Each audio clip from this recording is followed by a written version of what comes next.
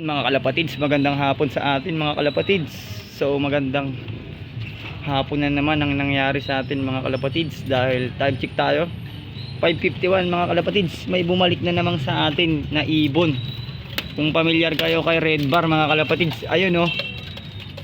Ibig sabihin mga kalapatids, hindi ito nahuli. Kasi tingnan nyo naman mga kalapatids, ayan, hindi porkit nagbi-blurred yung camera natin, ayan, may patunay tayo mga kalapatids. May putik yung paa. Ibig sabihin mahigit 2 months siyang wild. Ayos mga kalapatids. Dalawa na nakakabalik na ibon natin. So magandang pangitain to mga kalapatids. May pangharabas na tayo. Ito naman po agahapon ay si WPFC. Yun, yan oh, si WPFC oh. So yan mga kalapatids, mamaya na lang po ulit. At paparondahin muna natin sila bago tayo magpakain. Bye. Welcome back mga kalapatids. So yan mga kalapatids, kung familiar kayo kay Red Bar, yan oh, pangalawang bumalik natin. Yung isa kagahapon si White Feather, pasingising natin kay Idol Serdan. Yan mga kalapatids, may patunay tayo.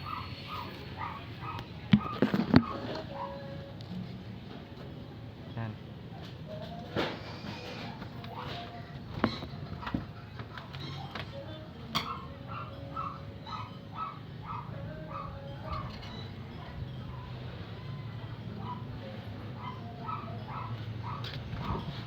May patunay tayo mga kalapatids na atin tong ibon. Ayan oh.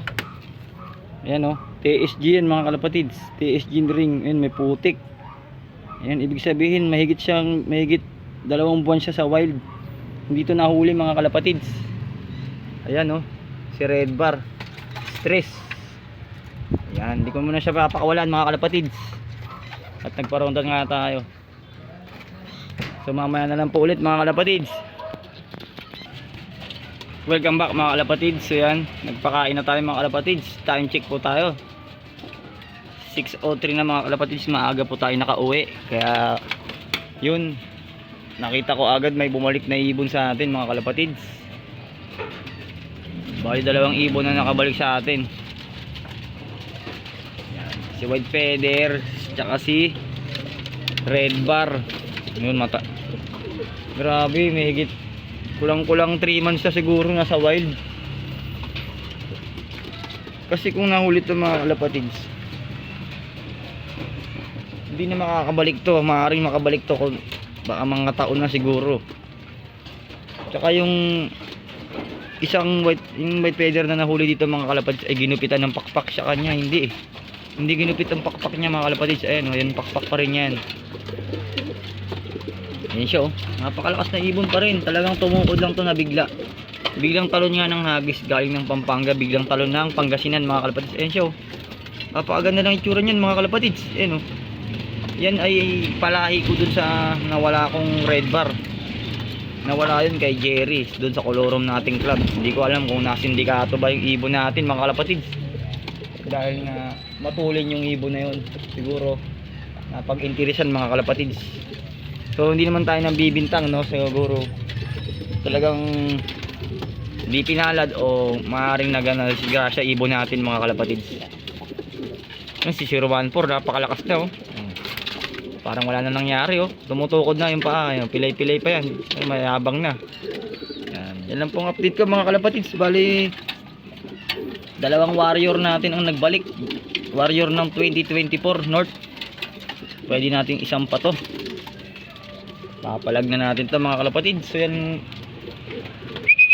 lang pong update ko mga kalapatids sa ating mga ibon no. So maraming salamat sa inyong tiwala at suporta, at pag-like, comment and share, at pag-subscribe mga kalapatids. So salamat sa inyong patuloy na panonood kay Reggie Club.